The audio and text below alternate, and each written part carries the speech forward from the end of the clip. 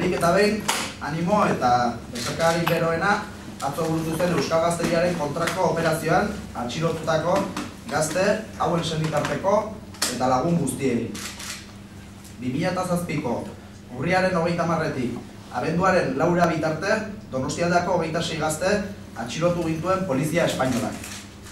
11 inkomunikatu gintuzten eta tratu txarrak jasan genituen. 13 espetxeratuak izan ginen eta ondoren fiantzapean kaleratuak.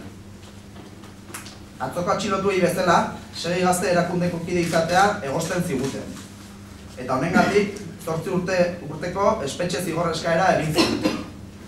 Epaiketa, ekainaren 28tik uztailaren 8 bitarte burutu zen Madrilgo Auzitegi Nazionalean.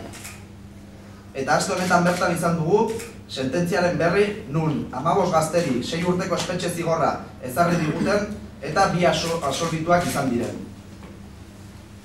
Hala ere, eta atzo argi gelditu zen bezala, gurea ez da kasu isolatu bat. Azken urteotan, ugariak izan dira, 6ko kide izatearen akusaziopean atxilotuak izan diren gazteak. Zeinak, beraien artean, bat eta amankomunean dutena, egunen batean gure herria libre izatearen nahia eta horren alde lan egitea delarik.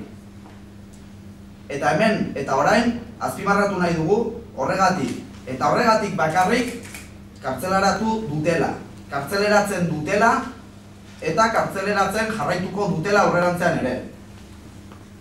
Guzti honengatik eta gure herrian bizi den gatazka politikoaren konponbidearen alde irekitzen ari den bide honetan, beharrezkoa da eraso guzti hauei frenoa jartzea.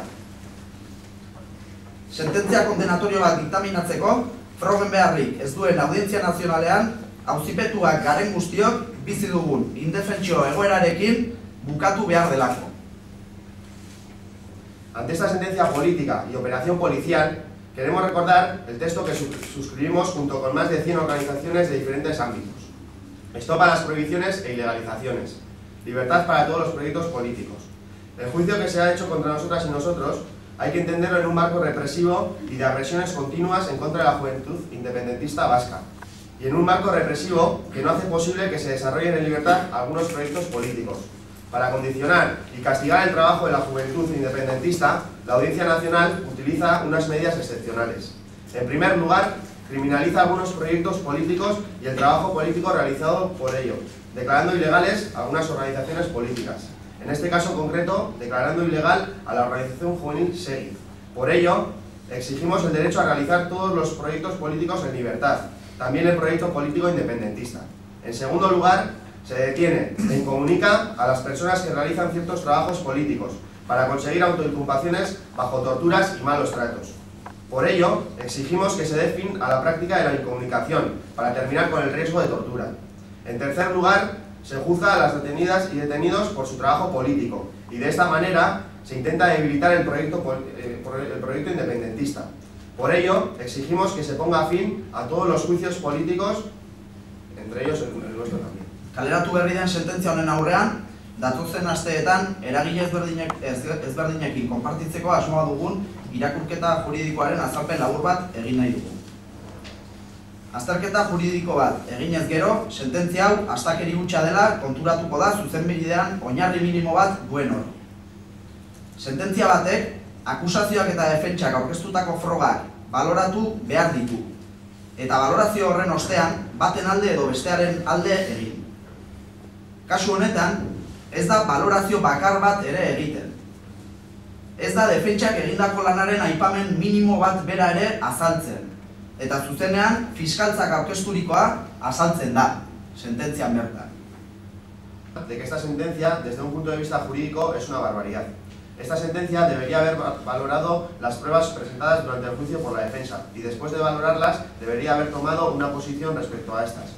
En la sentencia no se hace ni una sola valoración, no se hace ni una mención al trabajo realizado por la defensa y la sentencia tan solo se hace eco de lo presentado por la Fiscalía. En la sentencia aparecen pruebas que el fiscal no ha presentado durante el juicio, por lo que anula las posibilidades de defensa. El no haber declarado durante el juicio se presenta como prueba condenatoria para condenar a 6 años a todos los enjuiciados, cuando el no declarar es un derecho del todo encausado.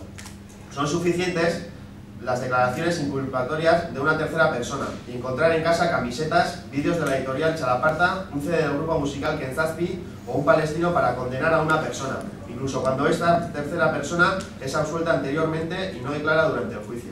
Nahikoa da Audientzia Nazionalean hirugarren pertsona baten inkulpazioak izan eta etxean kamisetak, Txalaparta argitaletxeko bideo batzuk, Kentzazpi musika taldearen CD bat edo palestino bat aurkitzea pertsona bat kondenatzeko.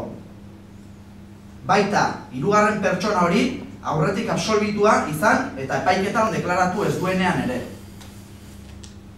Hemen, azaldu ditugun hauek, sententziak dituen zati salagarri batzuk besterik ez dira.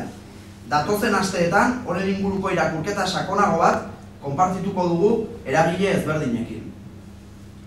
Honek guztiak guk hasieratik egiten genuen irakurketa indartu, baino ez du egiten.